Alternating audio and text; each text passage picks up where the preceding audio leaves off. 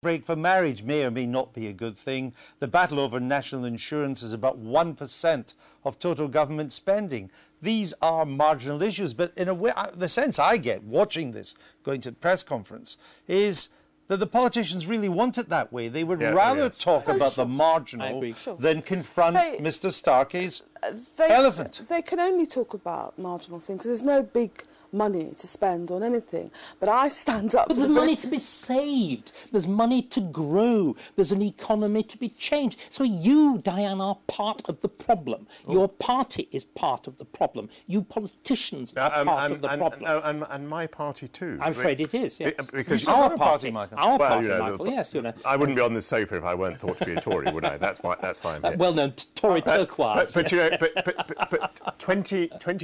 30 years ago by now, the Tories kind of gave up talking about what used to be called J-curves, which meant that, you know, if taxation went down, then actually more people would work harder and more people would be in work, and therefore the amount of income that you'd get from the taxes we used to call it supply-side economics. Yes, but we started this programme just after the Boer War.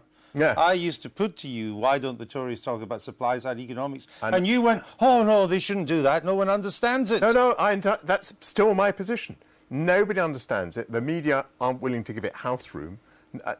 No one gives it credibility. It happens to be true, in my view, but we've stopped talking about it. Once you've won an election, that's a different matter. Well, is it? Well, that's what I want to ask. That's what I want to. If Mr. Cameron wins, and the kind of the new kid in the block is always the one probably more likely to take a more radical look at these things. If he does win, will he do anything that David is talking about? Will he approach the scale that David thinks needs to happen? He certainly will. If David Cameron has a majority, he will get on with tackling the deficit. He'll serve 5 years. You think there will be? He'll go. Public sector cuts. He'll go to the election saying, "You didn't like what I did, but you know that it had to be done, and I was the man to rely on." I think the big question is, if he doesn't have a majority, will he say, "Oh my goodness, I have to postpone everything until I have another election," or will he say, "Even so, by getting on with tackling the deficit, I have the best chance of winning again," which is what Mrs. Thatcher suggests from what happened in history. Final brief word to you, David.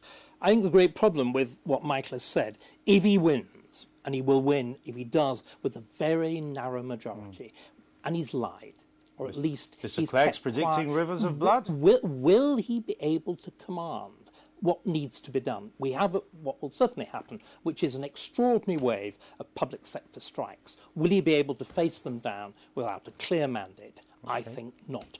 We shall watch this space. David Starkey, thank you for being back with us. Pleasure.